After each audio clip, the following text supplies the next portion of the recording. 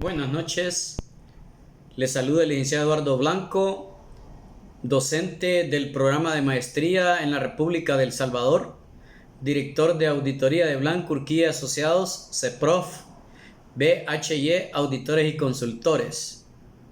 Reciban un cordial saludo a todos los seguidores del programa YouTube y ahora vamos a dictarles la conferencia sobre los activos intangibles. Cuando vamos a hablar de los activos intangibles, siempre es bueno recordarles que está relacionada con la NIC 38 y es la sección 18. El alcance de esta norma se va a aplicar en la contabilización de todos los activos intangibles, distintos a la plusvalía, y activos intangibles mantenidos por una entidad para la venta en el curso ordinario de sus actividades, ya que si lo va a dedicar a la venta ya lo aborda otra norma internacional, que es la sección 23, que se le denomina inventarios, porque ese es su giro. No lo va a considerar como un activo no corriente, sino que lo va a tratar como un activo intangible para la venta. Un activo intangible es un activo que se puede identificar, de carácter no monetario y sin apariencia física. Un activo es identificable cuando, primeramente, es separable, es decir, es susceptible de ser separado o dividido de la entidad y vendido, transferido, explotado, arrendado o intercambiado, ya sea individualmente, junto con otro contrato, o un activo o un pasivo que esté relacionado.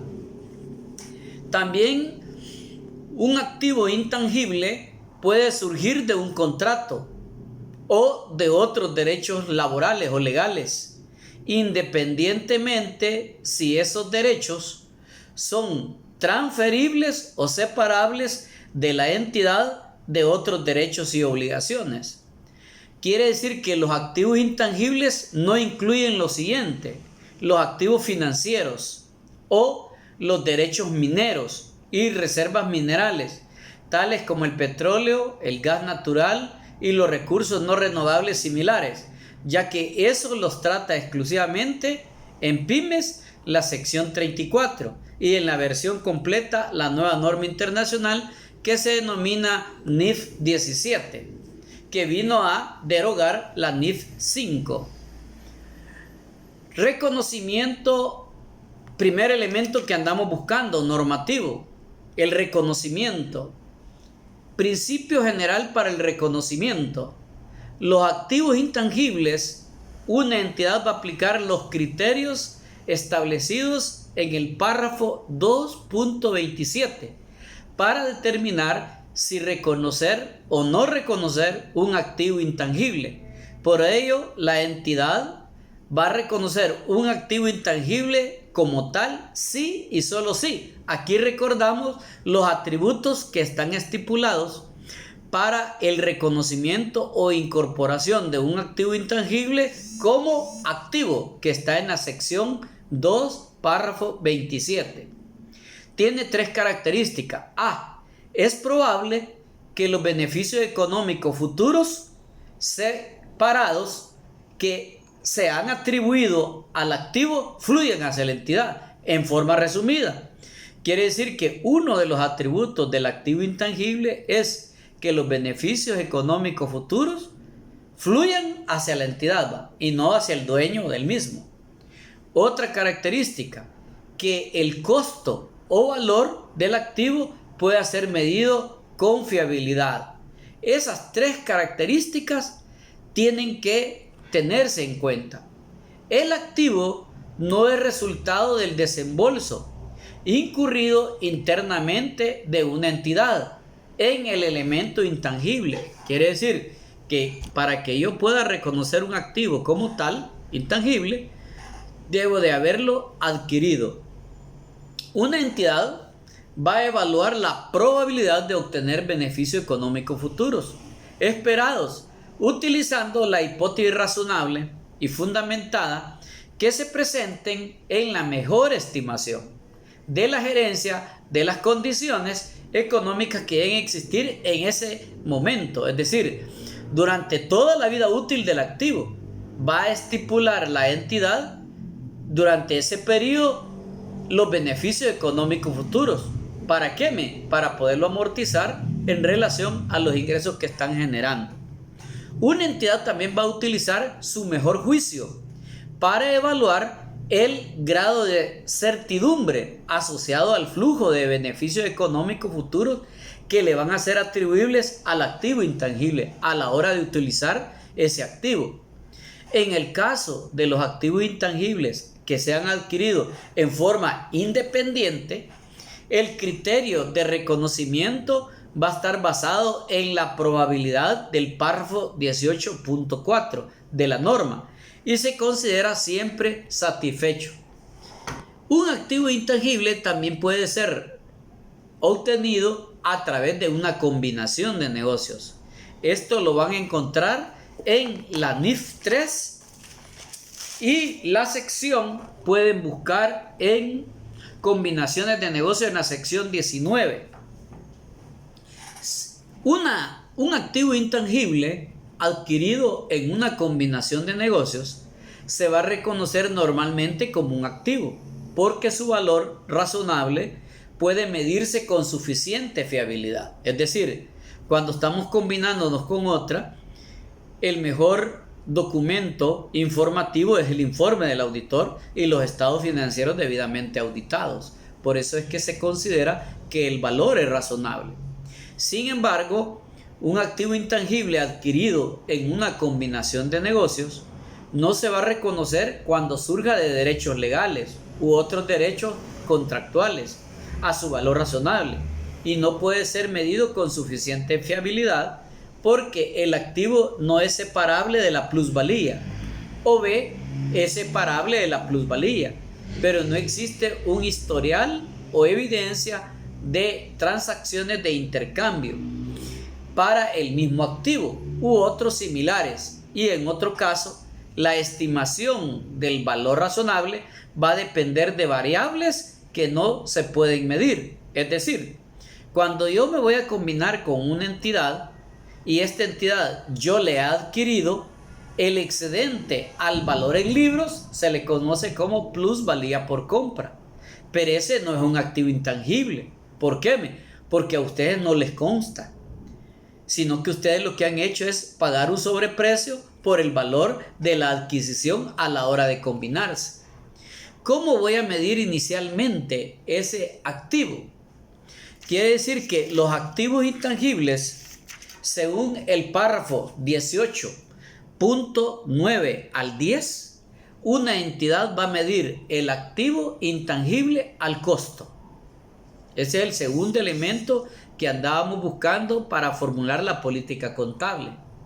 También podemos adquirir el activo intangible en forma separada. El costo del activo intangible adquirido de forma separada comprende el precio de adquisición, incluyendo los aranceles de importación y los impuestos que no hayan sido o que no van a ser recuperables después de deducir cualquier descuento comercial o rebaja. Y B, también tenemos que tener presente cualquier costo que esté directamente atribuible a la preparación del activo para su uso previsto. También podemos adquirir un activo intangible como parte de una combinación de negocios. Si un activo intangible se adquiere en una combinación de negocios, el costo de ese activo intangible va a ser su valor razonable a la fecha de adquisición entre la adquirente y la adquirida. Adquisición también de un activo intangible mediante una subvención del gobierno, NIC 21. Quiere decir que cuando el Estado nos regala aquí en El Salvador, casi el Estado no se mete a la hora de donar un activo intangible, pero lo vamos a ver. Para ello tenemos que leer la sección 24 y la NIC 20. La NIC 21, que habla de las subvenciones del gobierno. Si un activo intangible llega a ser adquirido mediante una subvención del gobierno, es decir, que el gobierno se los dona, este activo va a ser reconocido al valor razonable a la fecha en que se recibe, o es exigible la subvención de acuerdo a la sección 24, subvenciones del gobierno. También un activo intangible puede ser adquirido por permutas de activos. ¿Qué es permutar? Es entregar un activo distinto al activo intangible y recibir un activo intangible. Si eso se llega a dar, debo de saber que un activo intangible puede haber sido adquirido o cambiado de uno o varios activos no monetarios, o de una combinación de activos monetarios y no monetarios. También hay activos intangibles que son generados internamente. ¿Qué tratamiento contable les vamos a dar? Una entidad va a reconocer el desembolso incurrido internamente en una partida intangible como un gasto, es decir, la deben de llevar a resultados, incluyendo todos los desembolsos para actividades de investigación y desarrollo, cuando incurra en él, a menos que forme parte del costo de otro activo que cumpla los criterios de reconocimiento de una norma internacional de información financiera. Como ejemplo de la aplicación del párrafo anterior, una entidad va a reconocer los desembolsos en las siguientes partidas como un gasto y no como un activo intangible. Ejemplo: generación interna de marcas, logotipos, sellos, denominaciones, editoriales, lista de clientes u otras partidas que en esencia sean similares. También se puede dar el problemita de que existan actividades de establecimiento que incluyen costos de inicio de actividades, tales como costos legales y administrativos, que han sido incurridos a la hora de crear una entidad con personalidad jurídica, desembolsos que son necesarios para abrir una instalación o negocio, es decir, una sucursal o una entidad aliada, y desembolsos de lanzamiento de nuevos productos o procesos, es decir, para poderlos colocar en el mercado. Actividades formativas, es decir, ustedes les pagan a todos los graduados que tienen, los mandan a recibir maestría. Ese conocimiento que se le llama capacidad intelectual, ese es un activo intangible, pero no puede ser reconocido como un activo como tal, sino que lo deben llevar a resultados. También la publicidad y otras actividades que se hagan promocionales para darle un status quo a la marca, también eso debe ir a resultados. Reubicación o reorganización de una parte o la totalidad de una entidad, también todos esos gastos a resultado. Y la plusvalía generada internamente, ¿eso qué es, Lick? Es el valor que día con día va adquiriendo la entidad para poderle dar el plus. También los gastos de periodos anteriores no deben de reconocerse como un activo. Los desembolsos de un activo intangible que sean reconocidos inicialmente como gastos no se reconocerán en una fecha posterior como parte del costo del activo. Hoy viene la tercera variable que andábamos buscando. Reconocimiento inicial ya pasamos, medición inicial ya pasamos, ahora viene la medición posterior al reconocimiento. Una entidad va a medir los activos intangibles al costo, menos cualquier amortización acumulada y cualquier pérdida por deterioro acumulada. Es decir, tres cosas. El costo del activo intangible lo vamos a amortizar según su vida útil. Y además le vamos a disminuir cualquier pérdida por deterioro del valor que tenga acumulado. Eso nos da el valor razonable. ¿Cómo vamos a hacer para amortizar a lo largo de la vida útil el activo intangible. Para efectos de esta norma internacional, se va a considerar que todos los activos intangibles tienen una vida útil finita, es decir, no indefinida, finita. Por lo tanto, se tiene que amortizar. Si una entidad no es capaz de establecer una estimación que sea fiable, entonces la norma internacional le sugiere que debe de amortizarla en 10 años. Eso grábenselo, 10 años en forma lineal. ¿Cuál es el periodo y el método que vamos a utilizar para propósitos de amortización? Una entidad va a distribuir el importe depreciable, es decir, el costo que ustedes pagaron para obtener ese activo intangible, en forma sistemática a lo largo de la vida útil. Quiere decir, en forma sistemática, no pueden cambiar el método. Acuérdense que el método que vamos a utilizar es lineal. La amortización va a comenzar cuando el activo intangible esté disponible para su utilización. Es decir, cuando se encuentre en la ubicación y condiciones necesarias que se pueda usar de forma prevista por la gerencia. A partir de ese momento, el activo intangible debe de ser amortizado. Otro cuestionamiento: ¿y a los activos intangibles se les va a dejar valor residual, licenciado? No. Una entidad supondrá que el valor residual de un activo intangible es 0, a menos que se presenten dos condiciones. La primera, que exista un compromiso en forma escrita por parte de un tercero para comprar el activo al final de su vida útil. O B, que exista un mercado activo para el activo, es decir, que al final de la vida útil exista un mercado listo y dispuesto para comprar ese activo. ¿Quién? Puede determinar el valor residual con referencia a ese mercado. O B, sea probable que ese mercado exista al final de la vida útil del activo. Otra sugerencia: es necesario revisar el periodo y el método de amortización del activo intangible, según la norma.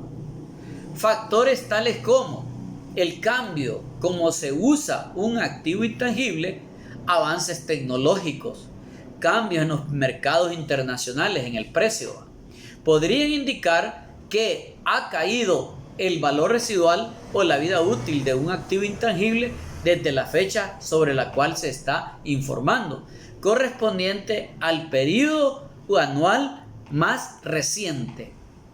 Recuperación del importe en libros de la pérdida por deterioro del valor del activo intangible. Para determinar si un activo intangible ha caído en deterioro, el valor del activo intangible, una entidad debe de aplicar la sección 27 o también se pueden ilustrar en la NIC 36. En dicha sección se va a aplicar cuando se ha de proceder una entidad para revisar el importe en libro de su activo, cómo se ha determinado el importe recuperable de un activo intangible y cuándo ha de reconocer o revertir una pérdida por el deterioro de su valor. Eso lo pueden leer en la sección 27. También tenemos que tener presente cuándo vamos a hacer retiros y disposiciones de activos intangibles. Una entidad va a darle de baja a un activo intangible y va a reconocer una ganancia o una pérdida en el resultado del periodo. ¿Cuándo? A, en la disposición o venta. O B, cuando ya no se espere obtener beneficios económicos futuros por su uso o por su disposición, es decir, cayó en obsolescencia. La sección 18, ¿qué información requiere que revelemos? En dos áreas, en la política contable y en la nota explicativa. Una entidad va a revelar para cada clase de activos intangibles lo siguiente.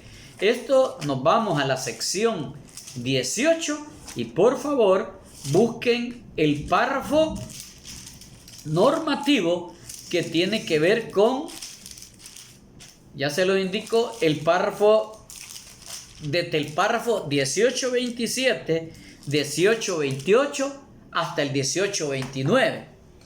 Una entidad va a revelar la siguiente información: la vida útil y las tasas de amortización que se han utilizado. Pónganle política contable. 2. Los métodos de amortización que se han utilizado. Política contable. 3. El importe en libros brutos y cualquier amortización acumulada junto con el importe acumulado de las pérdidas por deterioro del valor, tanto al principio como al final de cada periodo. Es decir, tengo que hacer un estado por el importe en libros y cualquier amortización acumulada para que me dé el saldo en libros.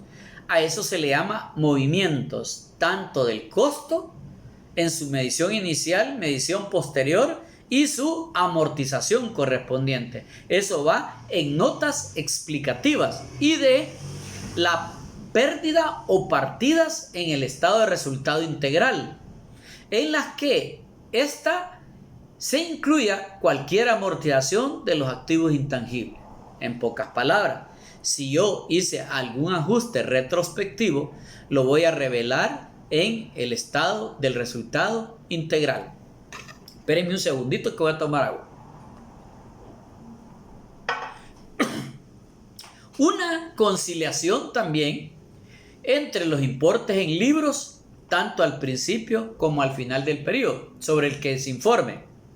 Esto va a ir en notas explicativas, que revelen las adiciones que han habido, las disposiciones por venta o retiro y las adquisiciones mediante combinaciones de negocios y la respectiva amortización. También en ese estado debemos de revelar las pérdidas por deterioro del valor y otros cambios. No es necesario presentar esta conciliación para periodos anteriores. También una entidad va a revelar una descripción del importe en libros y el periodo de amortización restante de cualquier activo intangible individual que sea significativo para los estados financieros de la entidad. Esto va en notas explicativas. Para los activos intangibles que han sido adquiridos mediante una subvención del gobierno y que hayan sido reconocidos en los estados financieros al valor razonable, también tengo que revelarlo en las notas explicativas.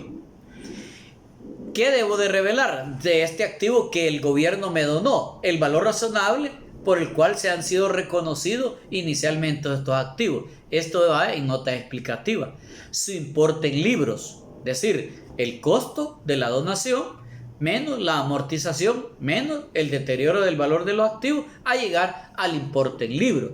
Y C, la existencia de los importes en libros de los activos intangibles, a cuya titularidad la entidad tiene alguna restricción o que esté pignorada con garantía de deudas. Es decir, que si yo tengo un activo intangible y este activo intangible tiene alguna restricción porque lo he dado en garantía por una obtención de un financiamiento, tengo que revelarlo en nota explicativa. O caso contrario, que por este activo intangible he obtenido un préstamo y lo he dado en forma pignorada, en forma jurídica, es decir, que está respaldando el crédito. También tengo que revelar, eso va en notas explicativas, el importe de cualquier compromiso contractual para la adquisición de activos intangibles. Conclusión: los activos intangibles serán reconocidos de la siguiente forma.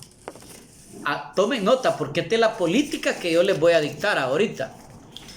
El reconocimiento inicial según la sección 18.4 y según la sección 2.27. La medición inicial está en el párrafo 18.9-10. La medición posterior al reconocimiento, el párrafo 18.18, y teniendo presente el deterioro del valor de los activos según la sección 27 o la NIC 30. La vida útil de los activos, esa va a estar descrita o definida según el párrafo 18.19, según el método lineal y la forma sistemática de amortización. Luego, el periodo y el método de amortización, eso lo van a tomar en la sección 18, párrafo 21. Y el valor residual, teniendo presente que es cero, o a menos que yo tenga un compromiso por escrito en forma contractual que al final de la vida útil del activo intangible alguien tiene la intención de comprarlo, o exista un mercado activo donde hay personas, tanto naturales como jurídicas, que están interesadas al final de la vida útil del activo intangible. Esto les va a servir para poder formular la política contable. Gracias, los espero en mis próximos 10 videos que voy a tratar sobre cómo se deben de entender las normas internacionales de información financiera. Voy a iniciar desde el reconocimiento hasta la formulación de la política contable. Por favor, pongámonos buzos y estar atento a mis próximos videos. Gracias, saludos y cuídense mucho. Cualquier duda, blanco3000@yahoo.com.